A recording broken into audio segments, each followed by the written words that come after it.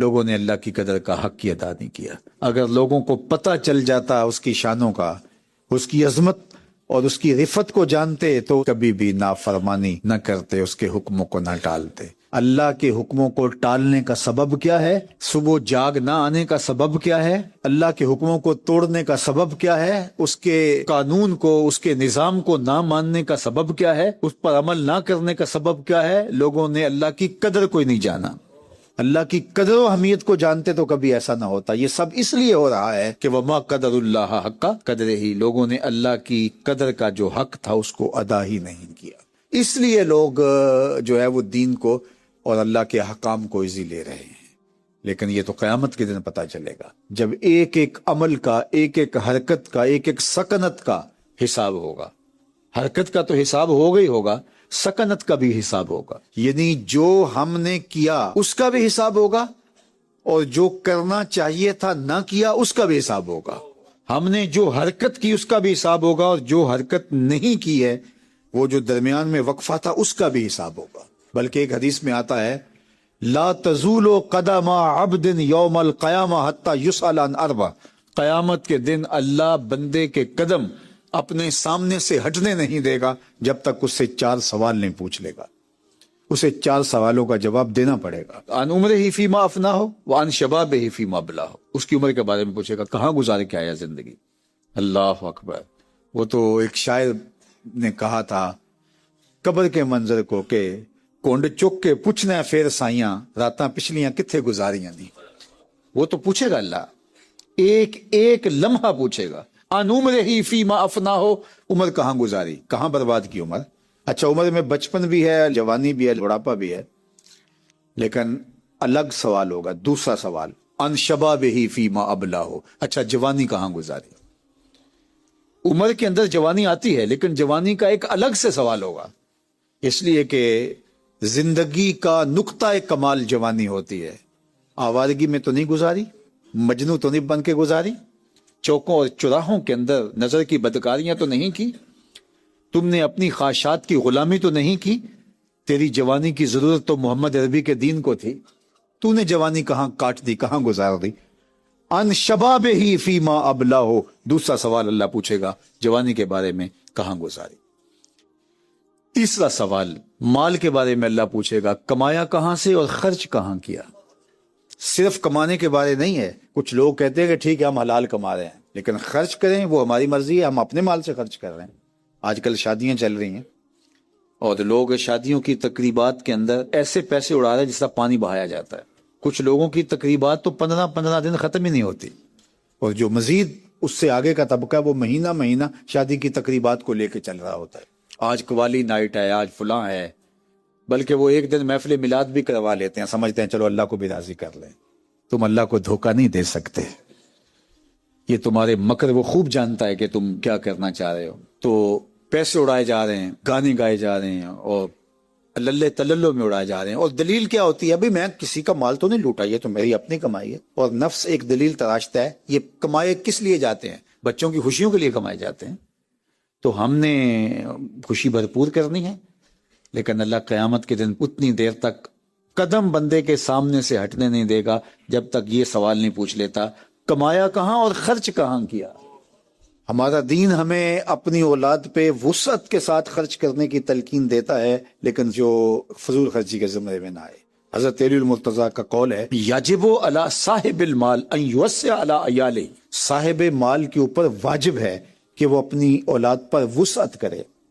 یہ نہیں ہے کہ وہ مالدار ہے تو اولاد کو کچھ دے ہی نہ، وسعت کرے، ان کو دے سکتا ہے ضرورت کے مطابق۔ لیکن یہ ہر بندہ سمجھتا ہے وسعت کیا ہے اور عیاشی کیا ہے، اس فرق کو ہر بندہ سمجھتا ہے، کسی کو مخفی نہیں ہے۔ حضور سے پوچھا گیا نیکی کیا ہے، بدی کیا ہے، اور میں استفت قلبک، یہ مفتی بیٹھا ایسے ہی پوچھ لے، یہ تجھے بتا دے گا اچھائی کیا ہے اور برائی کیا ہے، یہ تمہیں پتا ہے۔ یہ فضول خرچی ہو رہی ہے، یہ ضرورت ہے، یہ بچوں کا حق ہے، ان کو دینا چاہیے، خوشی ہے، ان کی خوشیوں کو سیلیبریٹ کرنا چاہیے، یہ آپ کو پتا ہے، مجھے پتا ہے۔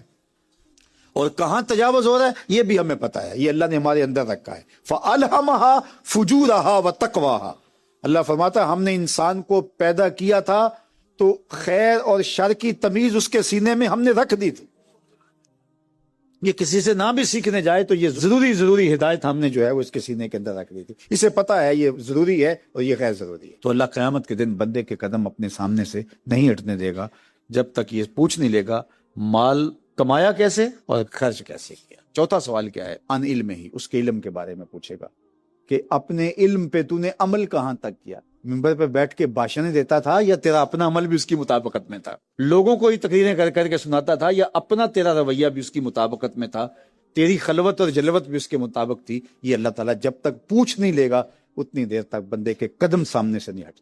اب ظاہر ہے جتنا علم آپ کے پاس ہے اور آپ کا جو بھی دائرہ ہے تو آپ سے اللہ پوچھے گا، اور جو میرے پاس ہے اگر 2 لفظ زیادہ میں نے پڑھ لیے ہیں تو پھر میرے سے سوال زیادہ ہوگا، اور جو اس سے بڑے ہیں اور اونچی مسندوں پہ بیٹھے ہیں تو ان سے بھی سوال ہوگا. یہ مجھے اور آپ کو اس کی تیاری کرنی ہے. اسی لیے جو ہم کہہ رہے ہوتے ہیں اس کے اندر اثر اتر ہی نہیں سکتا جب تک ہمارا عمل اس کی مطابقت میں. ہواؤں میں اڑتی ہوئی تتلیوں کی طرح لفظ رنگ تو جماتے ہیں لیکن سینے میں ترازو نہیں ہوتے اگر میرا اور آپ کا کہا ہوا جو ہے اس کے پیچھے ہمارا عمل اس کی مطابقت میں نہ ہو. تو یہ اللہ نے پوچھنا ہے. اللہ ہمیں اس کی تیاری کی توفیق عطا فرمائے. اے محبوب ارشاد فرما دیجئے، اے لوگو اگر تم اللہ سے محبت کرتے ہو، اللہ سے پیار کرتے ہو تو پھر میری اتباع کیجئے. پھر کیا ہوگا؟ یحببکم اللہ.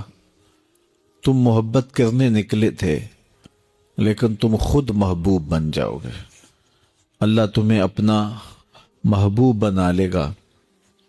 جب تم اس کی محبتوں کے مستحق بن جاؤ گے تو پھر تمہارے اوپر کرم نوازیوں کی بارشیں اتریں گی اور تمہیں خیر کی توفیقات سے نواز دیا جائے گا.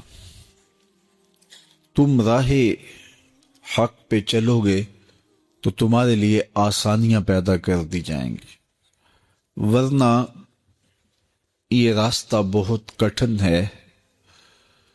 دنیا کی کسی چیز سے، کسی وجود سے، کسی ذات سے محبت کا ربط و رشتہ قائم ہو جائے تو اس کے امتحان بڑے کٹھن ہوتے ہیں اور منزل تک پہنچنے کے لیے رسوائیاں بھی گوارا کرنا پڑتی ہیں، کٹھن مقامات بھی گزرنے ہوتے ہیں، حالات کا جبر اور تلخیاں سہنا پڑتی ہیں، اور 1000 کاوشوں کے بعد ایک معمولی سی منزل نصیب ہوتی ہے. تو اللہ کا پیار کوئی اتنا سستا تو نہیں کہ وہ بغیر مشقتوں کے نصیب ہو جائے. اس کے لیے کوئی رت جگہ نہ کاٹنا پڑے، کوئی مشقت نہ سہنی پڑے، کوئی ملامت گوارا نہ کرنی پڑے، کوئی دکھ نہ جھیلنا پڑے، حالات کے جبر کا مقابلہ نہ کرنا پڑے. یہ کیسے ہو سکتا ہے جب آپ ایک متعین مختصر منزل تک پہنچنے کے لیے 1000 جتن کرتے ہیں اور بہت کچھ کھو دینے کے بعد کسی کو پاتے ہیں. تو پھر اس ذات کو پانے کے لیے جو صرف کسی ایک فرد کا مقصود نہیں ہے، جو نبیوں کا بھی مقصود ہے، تو کیا اس تک پہنچنا پھر کوئی آسان کام ہوگا؟ بڑا کٹھن مرحلہ ہے. یہاں کھال بھی ادڑتی ہے، یہاں سولیوں پہ بھی جھولنا پڑتا ہے، یہاں فصیلے دار پہ سروں کا چراغاں بھی کرنا پڑتا ہے، یہاں بدن کی بوٹیاں لوہے کی کنگھیوں سے چھیدی جاتی ہیں، اونٹوں کے پاؤں سے باندھ کر کے الٹے سمت اونٹوں کو دھڑا کر کے بدن چیرے جاتے ہیں، یہاں زنجیروں سے کسا جاتا ہے حتیٰ کہ زنجیریں ہڈیوں تک جا پہنچتی ہیں، یہاں چکیاں بھی پسوائی جاتی ہیں اور پتھروں کے نیچے بھی رکھا جاتا ہے. ظلم اور جبر کا کون سا طریقہ نہیں جو اللہ کے عاشقوں پر آزمایا نہ گیا؟ کون سا جبر نہیں جو اہل اللہ کو راہ حق میں سہنا نہ پڑا؟ سر پہ آرا رکھ کے پاؤں تک نبی چیر دیے گئے۔ حضرت زکریا کی کہانی پڑھ لیجئے۔ یہاں زندانوں کو انسانوں کے وجود نے روشن کیا اور زندگیوں کے طویل لمحے تنہائیوں کی قید میں گزارنے پڑے، اپنوں سے جدا ہونا پڑا، کنان کے تاریک کنووں کو آباد کرنا پڑا، مالک ابن زغر کی قید کی مشقتیں سہنی پڑی۔ وہ وقت بھی آیا کہ ایک اٹی مول پڑا اور وہ بھی خریدنے کے لیے آمادہ ہوئے۔ زمانہ دیکھتا ہے کہ اس راستے کے اندر کتنی مشکلات ہیں، کتنے دکھ ہیں اور کتنی اذیتیں ہیں۔ اس کا پانا، اس کا قرب کوئی معمولی تماشا نہیں ہے کہ چٹکی بجاتے ہوئے قرب الہی نصیب ہو جائے۔ یہ ایک بہت بڑی دولت ہے اور اس کو حاصل کرنے کے لیے لوگوں نے زندگیاں وار دیں، راہوں کی مٹی بن گئے اور حالات کے تھپیڑے سہتے سہتے منزل تک پہنچنے سے قبل ہی وہ اپنی جان آفرین کے سپرد کر گئے۔ لیکن یہ احسان ہوا اس امت پر کہ شارٹ کٹ راستہ دے دیا گیا، مختصر راہ دے دی گئی۔ کہا کہ تم بھی اس کی تلاش میں نکلے ہو جس کی تلاش میں نکلنے والے قافلوں نے جنگل جنگل کی خاک چھانی تھی، صحراؤں میں ریت کا رزق بنے تھے، تم بھی اس کی تلاش میں نکلے ہو۔ تم جلا دیے جاؤ گے، تم مٹا دیے جاؤ گے، لیکن آؤ تمہیں ایک شجر سایہ دار بتائیں، تمہیں ایک ٹھنڈی چھاؤں بتائیں جس کے سائے میں بیٹھ کے انتظار کرو گے تو منزل تمہیں خود نصیب ہوگی۔ اور وہ کیا ہے؟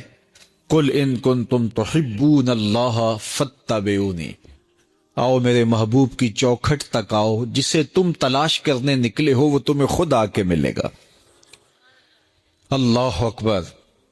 حضرت داتا گنج بخش علی حجویری نے کشف المحجوب میں تصوف کی کچھ اصطلاحات کا ذکر کیا ہے۔ ان میں سے ایک اصطلاح کا نام ہے جمع اور دوسری اصطلاح کا نام ہے فرق۔ جمع کیا ہے اور فرق کیا ہے؟ جب انسان اللہ کے قرب کی تلاش میں نکلتا ہے اور تجرد کی زندگی گزارتا ہے، اپنی خواہشات نفسانیہ کے گلے پہ چھری پھیر دیتا ہے، خواہشات کو قربان کر دیتا ہے، تنہائیاں کاٹتا ہے، اپنے آپ کو اس چکی میں ڈال کر کے ہر تکلیف اور کلفت اور اذیت اور دکھ سہنے کے لیے آمادہ ہوتا ہے، تو بندے کا یہ سفر جو طلب الہی میں ہے، حق کی تلاش میں ہے، اس کو اصطلاح تصوف کے اندر فرق کہتے ہیں۔ اور پھر جب بندے کی اس طلب پر، تگ و تاز پر، اس کی تڑپ اور بے تابی پر اللہ کو رحم آتا ہے تو وہ اپنے بندے کو اپنے قرب سے نوازتا ہے، تو اس کو شریعت کی اصطلاح میں، تصوف کی اصطلاح میں جمع کہتے ہیں۔ تو حضرت داتا گنج بخش علی حجویری فرماتے ہیں، فرق کے راستے پہ کوئی صدیوں گامزن رہے، اللہ کا قرب نہیں مل سکتا، اس لیے کہ اس کے قرب کی کوئی انتہا ہی نہیں ہے، لامتناہی سلسلے ہیں۔ تو جہاں بھی جائے گا منزل آگے ہوگی، تو پھر قرب ملے گا کیسے؟ کہا کہ جب بندے کی تگ و تاز، جد و جہد، تڑپ اور محبت اور بے چینی، اضطراب اور بے تابیاں مالک دیکھتا ہے تو پھر اللہ تعالیٰ بندے کی طرف اپنی رحمتوں سے متوجہ ہوتا ہے۔ اور حدیث میں آتا ہے جب میرا بندہ میری طرف ایک قدم چلتا ہے میں اس کی طرف 70 قدم آتا ہوں، اور جب میرا بندہ میری طرف چل کے آتا ہے اتیتہ ہر والا، میری رحمتیں دوڑ کے اس کا استقبال کرتی ہیں، تو پھر وہ کرم نوازی فرماتا ہے۔ تو پھر اس قاعدے کو جمع کا قاعدہ کہتا ہے۔ تو قربت تب ملتی ہے جب جمع کا قاعدہ رو بعمل ہو، اور یہ قاعدہ رو بعمل کب ہوتا ہے؟ جب حضور کی اطاعت نصیب ہو۔ فتبعونی کی شرط کے ساتھ جمع کا قاعدہ تب رو بعمل ہوتا ہے جب حضور کی اطاعت اور فرما برداری بندوں کو نصیب ہوتی ہے۔ تو ارشاد فرمایا اگر تم چاہتے ہو کہ اللہ تم سے محبت کرے تو پھر میری اتباع کرو. تم اس کی محبت کے لیے نکلے تھے اور تم نے خاک چھاننی تھی در در کی اور تم نے رت جگہ کاٹنے تھے، لیکن جب تم اطاعت کے زمرے میں آؤ گے، محبوب کی راہوں پہ چلنے لگ جاؤ گے، تو پھر تم سوئے ہوئے ہوگے، قرب تمہاری تلاش میں ہوگا. یحببکم اللہ، وہ رب ہو کہ تم سے پیار کرے گا، وہ رب ہو کہ تمہیں محبوب بنا لے گا. تو حضور کی محبت خدا کی محبوبیت کا ذریعہ ہے. اس لیے ہمیں حضور کا پیار اپنی روحوں میں موجزن کرنا ہے، حضور کی محبت اپنی روحوں میں اتارنی ہے، اور محبت اپنے تمام تر تقاضوں کے ساتھ جب روح پذیر ہوگی تو پھر ہمارا انداز زندگی بھی سنور جائے گا، ہماری آخرت بھی سنور جائے گی. محبت کے من جملہ تقاضوں میں سے سب سے بڑا تقاضا محبوب کی اطاعت ہے کہ بندہ جس سے پیار کرتا ہے اس کی بات مانتا ہے. یہ ہے دعوی محبت کا ثبوت، اس کی دلیل. اور حضور کے صحابہ کی زندگیاں دیکھیے کہ انہوں نے حضور علیہ الصلوۃ والسلام کے ساتھ کیسے پیار کیا. جب ہمارے دل صاف ہوں گے بغض سے، حسد سے، کینے سے، نفرتوں سے، تو اس دل میں جمال یار نظر آئے گا. لیکن ہم نے دل کے آئینے کو خود ہی گدلا کیا ہوا ہے اور خود ہی میلا کیا ہے. سویر سے لے کر شام تک ہم دیکھیں کیا کیا حسد پالتے ہیں. شریکہ برادریاں ہماری الگ ہیں، باہمی رقابتیں الگ ہیں، لوگوں سے دشمنیوں کے بت الگ پال رکھے ہیں، نفرتوں کے شیشناک ہنگار رہے ہیں، اور عجیب ہماری تلخ زندگی ہے، اور اس کی تلخیاں خود ہماری زندگی کے سکون کو لوٹ چکی ہیں. اگر ہم چاہتے ہیں کہ ہماری زندگی خوشگوار گزرے، ہماری زندگی کے اندر ٹینشن نہ ہو، ہماری زندگی طمانیت کا مرقع بن جائے، تو سب سے پہلے اپنے دل کو کدورت سے صاف کرنا ہوگا، دل کے آئینے کو مصفہ کرنا ہوگا، اندر کی دنیا کو مزکہ کرنا ہوگا. کوئی جھاڑو لے کے دل نگر میں بھی آؤ، گھر تو سوار کے رکھتے ہو، لیکن ذرا دل کی گلیوں میں بھی کوئی جھاڑو لگاؤ.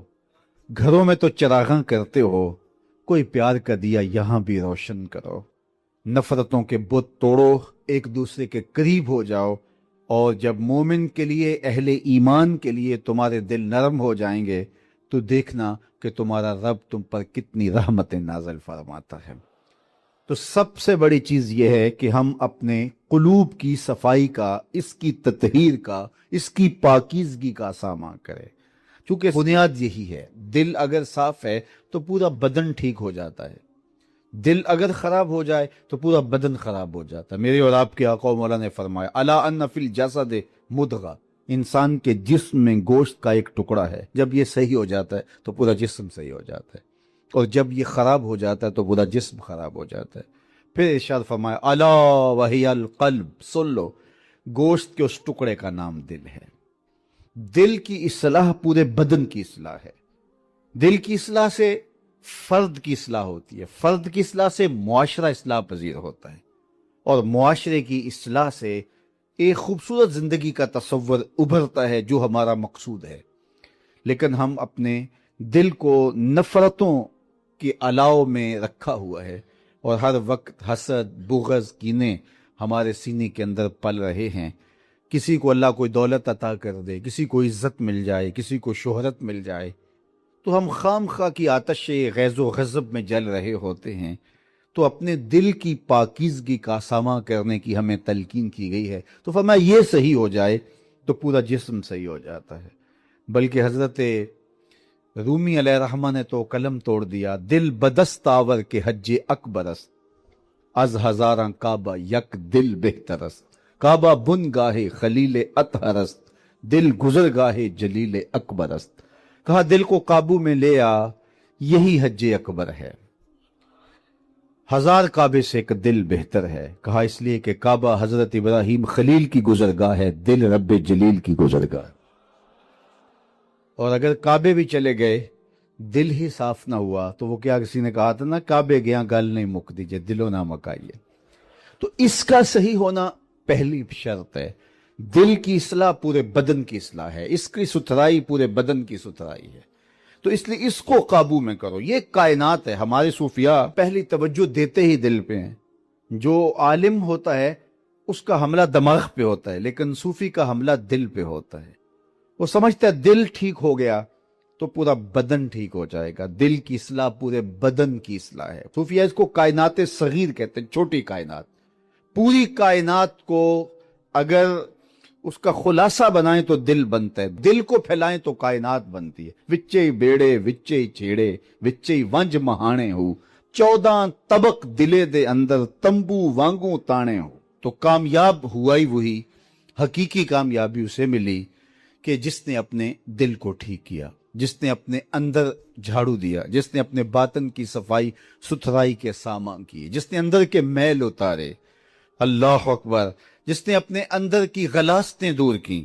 اندر جب صاف ہو گیا تو پھر سمجھ لو کہ کائنات سنور گئی.